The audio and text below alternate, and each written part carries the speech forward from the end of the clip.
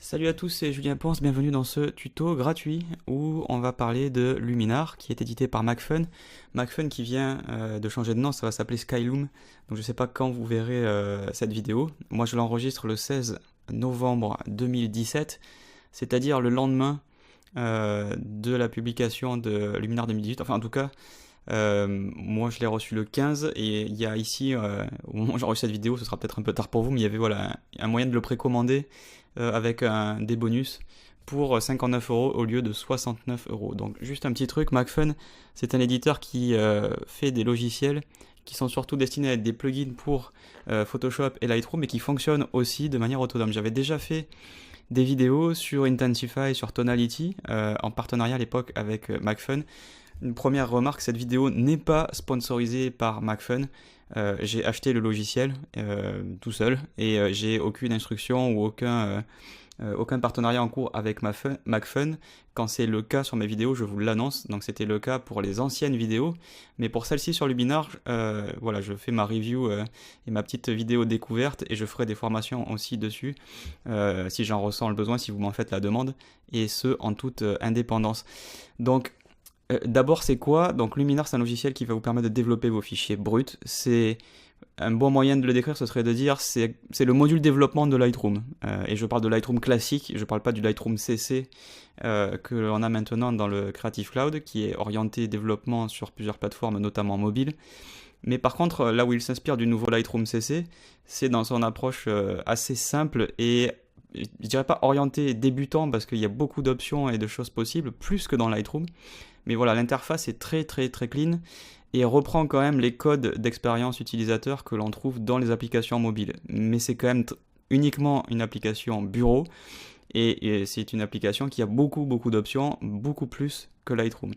Je pense que si je devais le résumer, en fait, je trouve qu'il y a le foisonnement de modules que l'on trouve par exemple dans Darktable. Là aussi, j'ai fait des vidéos sur ce logiciel. Si vous ne le connaissez pas, je vous invite à les regarder. Donc c'est le foisonnement de développement de Darktable, il y a beaucoup de trucs pour faire plein de choses, mais c'est présenté de manière très simple. Donc rien que pour ça, c'est déjà un gros pas en avant et un sérieux concurrent au module développement de Lightroom. Juste pour aller dans l'introduction la plus concise et aller droit au but, non, ça ne remplacera pas Lightroom classique. Parce qu'il n'y a pas de module de tri en fait, c'est une application où vous allez ouvrir une photo et vous allez la développer. Vous ne faites pas de tri, il n'y a pas de catalogue, il n'y a pas de collection, il n'y a pas de mots-clés, il n'y a pas tous ces trucs-là. Néanmoins, Macfun, Skyloom, a annoncé travailler sur un module pour le greffer à Luminar. Donc je pense qu'ils ont été assez opportunistes, ils ont voulu positionner, à mon avis, Luminar face à Lightroom, mais tardivement, je pense que leur intention de base, ce n'était pas ça. Ils se sont fait surprendre, comme beaucoup de monde, par l'annonce d'Adobe sur la division de Lightroom en deux logiciels. Et à mon avis, pour contenter les déçus, essayer de récupérer ceux qui vont partir de Lightroom, ils vont essayer de greffer un module bibliothèque à Luminar. Voilà, ça c'est ce que j'en pense, ça n'engage que moi. Mais en attendant, ça reste un excellent logiciel, en particulier pour 70 €, c'est vraiment pas cher pour ce que c'est. On va le démarrer tout de suite et vous allez voir que c'est vraiment très clean. Évidemment, c'est disponible pour Mac et Windows. Je suis ici pour Windows. Voilà l'ouverture. Vous voyez que quand on le démarre, finalement, on a juste un choix, c'est ouvrir une image. Donc voilà, pas de méthode de tri, pas de catalogue. Ce n'est pas fait pour ça pour le moment. Vous voyez la version 1.00. On peut espérer que de bonnes choses arrivent pour Luminar puisque la base est vraiment très bonne. Donc on va ouvrir une image. J'ai préparé quelques petites images. On va prendre par exemple un paysage d'Écosse shooté cet été au 6D. Et vous allez voir que on plonge directement dans le vif du sujet avec Luminar puisque l'interface fait la part belle à la retouche de ces photos. C'est-à-dire qu'en gros, quand on va la maximiser, vous voyez que tout de suite en bas, bon, évidemment l'image s'affiche au milieu, ça c'est normal, mais tout de suite en bas, j'ai des presets. Donc, alors moi j'ai tendance à me raidir un tout petit peu et à me crisper un tout petit peu quand je vois des presets affichés en gros. Je me dis bon, en gros, application pour les Mickey. C'est bien, on clique vite fait, on fait un truc un peu kitsch et on s'en va. Alors, donnez-lui une chance parce que Luminar, ce n'est pas ça. Certes, il y a des presets, certes, les presets de base sont effectivement un peu kitsch, mais tout est fait pour que vous puissiez aussi développer vous à la main. Donc, comme c'est ce qui vous intéresse, je vais vous le montrer tout de suite. C'est-à-dire que dans le panneau de droite, on a évidemment un histogramme. On a la possibilité d'ajouter des calques. Par défaut, le seul calque qui est présent, c'est le calque d'origine, l'équivalent de l'arrière-plan en Photoshop, si vous préférez. Et ensuite, on a les filtres. Ici, je n'ai pas de filtre, donc il me propose de les remettre à 0, mais j'en ai pas. Du coup, vous dites, bon, des filtres. Déjà, niveau vocabulaire, moi aussi, j'ai tendance à me crisper quand on parle de filtres. J'aurais préféré qu'on parle de modules, d'outils de correction, de développement. Bref, un vocabulaire peut-être un petit peu plus professionnel, mais bon, chez Luminar, ça s'appelle des filtres, ça n'enlève pas le fait que 1.1, ils sont très nombreux, et 2, ils sont très bons. Donc c'est quand même, je vais de surprise en surprise dans ce Luminar, quand je l'ai démarré que j'ai vu ça. Donc je me suis crispé pour les presets, puis pour filtre en me disant c'est pas du tout le bon vocabulaire pour séduire les pros, et pourtant, tous ces modules-là permettent de faire autant de la correction que du développement précis, que oui, des trucs effectivement un petit peu kitsch. Donc il y en a vraiment pour tous les goûts, il y en a pour tout le monde, et ça va contenter autant les débutants que les professionnels, et surtout au final, ça le rend, et j'ai pas peur de le dire, plus puissant que Lightroom en termes de développement. Je vais vraiment pas me cacher là-dessus. Il y a encore des choses qui sont manquantes, notamment au niveau des outils de transformation pour corriger l'optique, où Lightroom est encore supérieur à ce niveau-là. Mais pour une version 1 à 70 €, ce qui est l'équivalent de un peu plus de 6 mois d'abonnement au Creative Cloud Photo, ou 1 mois et 5 jours d'abonnement au Creative Cloud complet, même si évidemment il ne faut pas les comparer, mais 70 € pour une licence perpétuelle, sans abonnement, c'est vraiment pas cher. Et avoir accès à tous ces trucs de développement, c'est vraiment très bien. Donc par exemple ici, si je rajoute un filtre, ça s'appellera ton foncé, ton clair, donc Highlight Shadows. Je suis désolé, je l'ai installé en anglais. Je crois qu'il s'est installé par défaut en anglais, j'ai pas dû cocher l'option, mais il est disponible normalement aussi en français, ou le sera bientôt. J'ai pas regardé ça au niveau des langues. Donc là par exemple au niveau des shadows, on va tout simplement déboucher les basses lumières. Et vous remarquez que j'ai appliqué ça directement sur le calque du dessous, mais il y a des calques. Ça déjà, rien que par rapport à Lightroom, c'est déjà pas mal. Ça veut dire qu'on va pouvoir superposer des filtres les uns sur les autres, et on va pouvoir leur mettre un mode de fusion. Vous voyez ici, on a les modes de fusion et on a l'opacité. Donc là, j'en ai qu'un, donc je peux pas le changer évidemment. Je peux pas mettre un mode de fusion sur un seul calque puisqu'il n'y a rien en dessous. Donc je vais vous proposer de vous montrer tout de suite. On va rajouter un calque de réglage, exactement comme dans Photoshop, et dedans, ce que l'on va faire, c'est que je vais aller chercher un dramatique, tac, et regardez ce que ça fait. Donc là, je l'ai mis vraiment sur un calque à part, je ne travaille pas sur le calque original, on va juste pousser. Et donc en gros, c'est l'équivalent de la clarté, le dramatique que l'on a dans Lightroom, et je peux afficher ou cacher ce calque qui contient le réglage. Donc je travaille comme dans Photoshop, en termes de calque de réglage, mais comme si j'avais des modules dans le panneau de droite de Lightroom. Ce qui me donne une souplesse absolument incroyable, puisque du coup je vais pouvoir aussi doser le mélange des calques entre eux, avec des modes de fusion. Vous le voyez ici, on a des modes de fusion et une opacité. Mais aussi, si je clique sur le pinceau, je vais avoir la possibilité de faire un pinceau à main levée, un filtre, je vais chercher mon mot là. Un gradient mask, c'est des gradés linéaires, et un filtre radial. Donc en gros, appliquer un réglage d'un point A à un point B, on a ça dans Camera Raw, donc sur une droite, et d'un point A à un point B sur un cercle, une ellipse, on a ça aussi dans Camera Raw. Donc là aussi, vous allez vous retrouver vos petits. Donc par exemple, on pourrait dire qu'on va faire ça uniquement sur le premier plan. On voit d'ailleurs le masque ici se dessiner. On voit qu'en haut c'est blanc et en bas c'est noir. Ok. Donc on peut encore une fois changer l'affichage du masque. Je crois que d'ailleurs je suis bête, je l'ai complètement inversé il me semble. Est-ce que je l'ai inversé? Hop là. Voilà, là le blanc est en bas et le noir est en haut, donc j'applique ça en bas. C'est quand même un peu plus logique. Donc là on peut rajouter autant de calques qu'on veut. Vous voyez qu'on a un paquet, alors je vais pas dans cette vidéo tous vous les montrer, mais définitivement quand je ferai d'autres tutos, on aura l'occasion de les voir. Par exemple, on a aussi un denoise, donc qui permet de débruiter l'image. Si je veux le mettre sur un calque à part, je peux. Potentiellement, il vaudrait peut-être mieux mettre tout ce qui va être correction de l'image d'origine directement sur le calque original, et tout ce qui va être donner un look, ou en tout cas manipuler la lumière et la couleur sur des calques séparés. Donc par exemple, ici, on va utiliser la roulette pour zoomer. On va aller se mettre à un endroit qui était assez sombre, notamment ici au premier plan, et on va aller chercher le denoise, donc sur le calque original, boum, j'appuie et je lance mon denoise. Là-dessus, on va pouvoir le faire sur la luminance ou sur la couleur, donc hop, on va pouvoir pousser un tout petit peu ici, et si jamais il y a un truc que vous voulez voir un peu plus précisément, on va pouvoir utiliser la barre de avant-après. Et ici, on voit que j'ai débouché et que j'ai au passage aussi corrigé le bruit. Donc ça, c'est très très bien de pouvoir balader le avant-après. Dans Lightroom, on peut le faire que de gauche à droite. Alors vous avez évidemment la possibilité de revenir en arrière avec du CTRL Z. Les outils que vous avez ici sont des outils qui permettent d'agir pour un recadrage ou ici pour la gomme quand vous êtes sur un masque. Et ici, je vois que j'ai un historique qui m'affiche toutes les opérations que j'ai réalisées, là aussi exactement comme dans Lightroom. Donc ça, c'est quand même plutôt cool. Autre chose, je ne sais pas si vous avez vu, mais l'image, on peut bouger dans l'image vraiment très rapidement.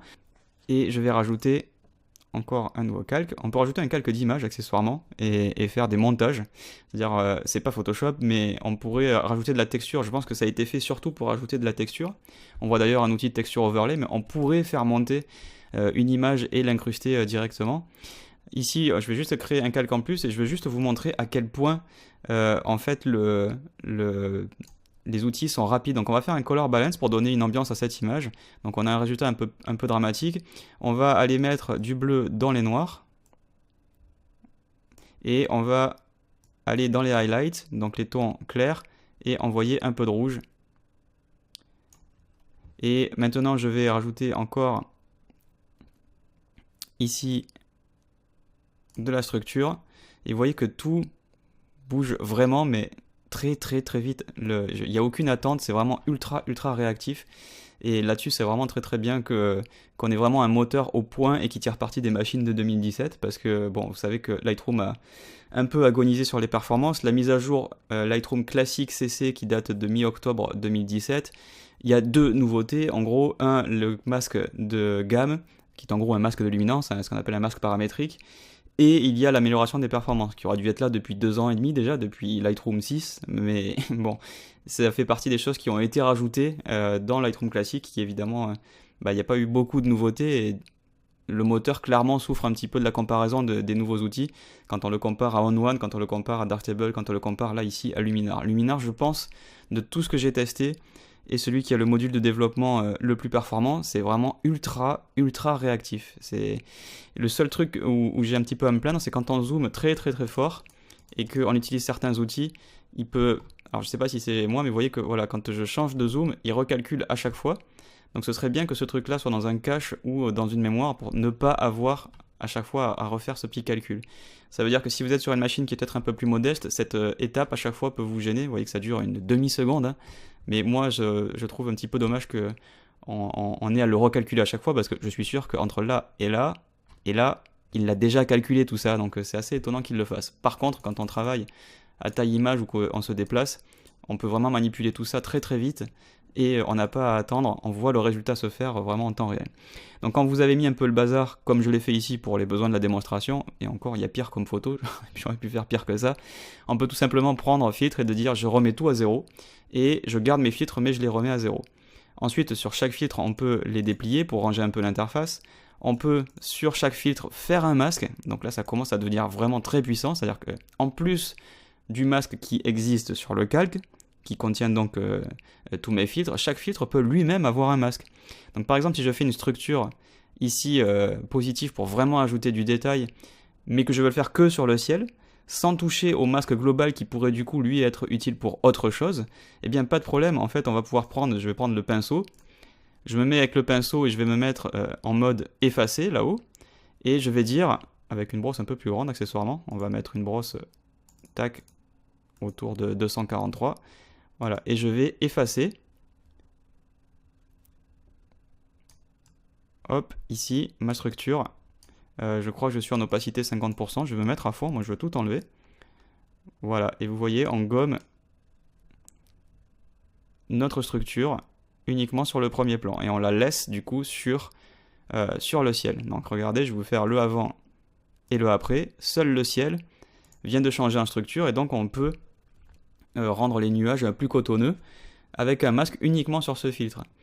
Et ensuite on peut refaire d'ailleurs notre balance... Voilà, notre color balance pour donner une ambiance complètement différente à notre image. Peut-être ici je suis allé trop loin et que du coup maintenant il faudrait que je revienne sur l'original et que je mette un petit shadow highlight un peu plus fort du coup pour déboucher. Voilà. Et je vais afficher tout ça maintenant. Donc une fois que vous avez un résultat qui vous plaît, vous pouvez enregistrer tout ce que vous avez fait en termes de réglage et en faire un save filter preset. Donc on va l'appeler exemple paysage. Je vais pas mettre exemple, je vais mettre paysage dramatique 1. Et cliquez sur OK et vous voyez que j'ai maintenant ce preset ici qui s'affiche. Alors évidemment ça fait sauter les masques puisque le masque c'est quelque chose qui est contextuel à la photo, mais ce que j'ai fait ici sur la droite ça va être gardé. Donc par exemple on va ouvrir une nouvelle image et je vais ouvrir du coup un shoot que j'ai pris en macro, enfin, c'est pas tout à fait de la macro mais c'est en tout cas un sujet un peu plus près, et on va aller chercher notre preset et tout ce qu'on avait rajouté sur l'ancienne image va apparaître sur la nouvelle. Donc paysage dramatique 1, je clique dessus et vous voyez qu'il a récupéré mon color balance et ma structure, et du coup il l'affiche sur cette image. On peut faire le avant-après, vous voyez que ça marche particulièrement bien. On a ajouté de la matière et on a donc mis du bleu dans les noirs et un peu de rouge dans les tons clairs. Et on a déjà fait un dev en quelques secondes à partir d'une image qu'on avait déjà faite. Donc si vous avez accessoirement une série de paysages, vous pouvez l'appliquer du coup assez facilement. On a pas mal de trucs qui sont fournis d'origine. Par exemple, si j'ouvre ce portrait, vous allez voir qu'on a des presets qui sont fournis d'origine et qui sont donnés par catégorie. Donc il y a par exemple une catégorie portrait. Vous pouvez du coup partir d'un preset pour vous aider et du coup ensuite éventuellement les doser si jamais ça vous plaît pas. Donc si je vais dans la catégorie portrait ici, on peut partir par exemple d'un noir et blanc. Donc vous voyez que ça ajoute tout un tas de choses, notamment en gros une conversion en noir et blanc. Ensuite un réglage qui va faire une clarté, ce qu'on appelle un soft focus, mais ça correspond à une clarté négative, un peu de glow, de quoi accentuer les contours, parce que bon après un glow il ne faut pas accentuer quelque chose que l'on vient d'adoucir, mais le sharpening ici va être dédié à accentuer les contours. On voit qu'il y a une option de masquage et tous ces réglages correspondent exactement à ceux qu'on a dans Camera Raw dans Lightroom, donc vous ne serez vraiment pas perdu. Et on a ensuite un color balance, et donc je peux voir mon noir et blanc se faire entre le avant et le après, où je vais juste enlever tout simplement le avant-après. Voilà, et si j'ai envie de changer des choses, évidemment, il me redonne tous les réglages, il me donne accès à tout. Par exemple, moi, je suis vraiment pas fan du glow, donc je peux le cacher. Donc on va retrouver notre image avec son piqué d'origine. Pareil pour le soft focus, j'aime bien avoir du piqué. C'est une photo qui a été prise par Tiziana Anesi d'ailleurs, en studio, chez Artefix. Et on voit ici clarté aussi à 4. On voit que cette clarté, ce module clarté ne peut être que positif, d'accord? On ne peut pas faire de clarté négative. Mais si jamais il y a un endroit où vous voulez appliquer de la clarté, et que vous voulez le masquer, on pourrait très bien sélectionner ici le masque. Attention ici, c'est le module black and white en fait qui vient avec la clarté. Donc si j'essaie juste de le replier, il ne veut pas me le replier. Hop, voilà. Donc ça veut dire que ici, si je fais un masque, je vais masquer aussi le noir et blanc. Donc n'oubliez pas que il faut des fois replier un peu si vous n'êtes pas familier avec l'interface pour voir qu'est-ce qui vient. Donc la clarté n'est pas un truc à part, ça vient avec noir et blanc. Donc si je masque, je vais avoir des bouts de couleurs qui ressortent. Par contre, vous avez structure, vous avez dramatique, qui permet de faire aussi la même chose, et vous avez aussi tout simplement clarity. Donc par exemple, moi ce que j'ai envie de rajouter ici sur les cheveux, c'est un petit module clarity, que j'aurais pu mettre sur un calque à part, mais bon, on va travailler directement là-dessus. Et on va booster la clarté. On va prendre le pinceau en mode gomme et on va diminuer la taille de la brosse, et je vais enlever du coup cette clarté positive sur la peau pour que la peau reste douce mais que les cheveux restent eux pris par le réglage. Tac, et qu'on fasse notre avant-après, j'essaie de tout bien ranger. Regardez, et maintenant on voit bien la différence de matière, notamment au niveau des mèches qui sont bien plus présentes grâce à l'algorithme de clarté. Donc je peux très bien m'aider d'un preset que j'ai fait moi-même ou qui est fourni avec le logiciel, et ensuite aller mettre les mains et tripatouiller dans les modules. Donc en gros cette interface moi me plaît beaucoup. J'ai eu donc comme je vous l'ai dit, une petite crainte quand j'ai ouvert au début, ça me paraissait être vraiment orienté débutant, mais en fait c'est un bon mélange entre une interface facile à appréhender pour les débutants, mais qui laisse les photographes et les retoucheurs avertis aller dans le détail et aller piocher dans un grand nombre de modules qui en plus peuvent être masqués indépendamment avec des calques de réglage, des modes de fusion. Tous ces trucs là sont vraiment les bienvenus, ça le rend du coup bien plus puissant que Lightroom en termes de développement et avec des meilleures performances. Si seulement il y avait un module bibliothèque, ce serait vraiment exceptionnel. Donc il y a eu une annonce qui a été faite à ce niveau, j'espère que ça viendra rapidement. Donc une fois qu'on a fini son travail, on va dans le module File Export. Vous voyez qu'il n'y a pas grand chose malheureusement pour l'instant et les réglages sont vraiment très limités. On a JPEG, PNG, TIFF, pas plus. Et en plus, voilà, niveau options, on n'a rien en termes de... Bon, on a la compression du JPEG, mais on voit pas d'aperçu. On peut pas changer la taille, on peut pas faire grand chose au final.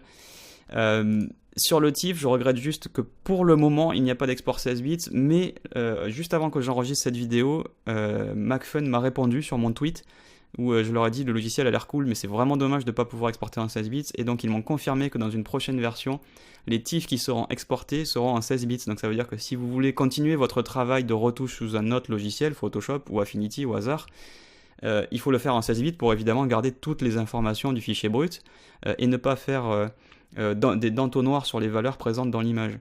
Donc malheureusement pour l'instant c'est que du 8 bits, que ce soit en JPEG, en PNG ou en TIFF. Mais patience, l'export 16 bits va bientôt arriver. Maintenant si vous faites tout dans Luminar et que vous voulez exporter pour le web directement ici avec du JPEG, ou si vous voulez juste exporter en 8 bits et juste changer la taille ensuite pour optimiser vos JPEG avec un autre soft pour votre portfolio par exemple sur internet, eh bien là-dessus il n'y aura pas de problème. Et si vous continuez votre retouche, votre post-production, il faut absolument rester en 16 bits et malheureusement ce n'est pas encore possible avec la version 1.0 de Luminar. Donc il y aurait encore vraiment plein de choses à vous montrer. Vous avez vu qu'il y a des tonnes de modules, il y a vraiment plein de trucs super cool à faire avec Luminar. Je vais attendre de voir un peu quelle est votre réponse, de savoir est-ce qu'il y a une audience intéressée pour ce logiciel. Donc si vous regardez cette vidéo sur ma chaîne YouTube, n'hésitez pas à vous manifester dans les commentaires. Ma chaîne YouTube c'est youtube.com/julienponce. Mettez dans les commentaires ce que vous en pensez, est-ce que vous trouvez ça bien, est-ce que vous trouvez ça pas bien, et surtout abonnez-vous pour être tenu informé, notifié des prochaines vidéos. Et si je ressens un intérêt sur Luminar, je n'hésiterai pas évidemment à faire de nouvelles vidéos gratuites. Et mon site officiel, julienponce.com, sur lequel vous trouverez mon portfolio et mes tutos premium en anglais. Donc du coup, là, vous regardez ça en français, ça vous intéressera pas trop pour les tutos, mais allez faire un tour sur mon portfolio. J'aime bien avoir l'avis des personnes qui suivent mes tutos sur mes photos. Et enfin, évidemment, pour mes tutos premium en français, c'est sur tuto.com que ça se passe. Il y a un champ là-haut de recherche, il suffit de taper mon nom, tout bêtement, Julien Ponce, tout attaché, et vous trouverez automatiquement tous mes derniers tutos classés par logiciel, classés par plein de critères différents. Évidemment, si vous cherchez ceux sur Luminar, ils apparaîtront dans la liste déroulante au moment où j'enregistre cette vidéo. C'est mon premier sur Luminar, donc pour l'instant, il n'y en a pas encore. Mais encore une fois, si je ressens l'intérêt, je n'hésiterai pas à produire des nouvelles formations, y compris premium, sur Luminar 2018 et version ultérieure. Merci beaucoup de m'avoir suivi, merci pour votre fidélité. J'espère que ce tuto vous permettra du coup de mettre le pied à l'étrier sur Luminar, que vous allez faire de bien belles choses avec, et je vous donne rendez-vous très bientôt pour un nouveau tuto. Salut!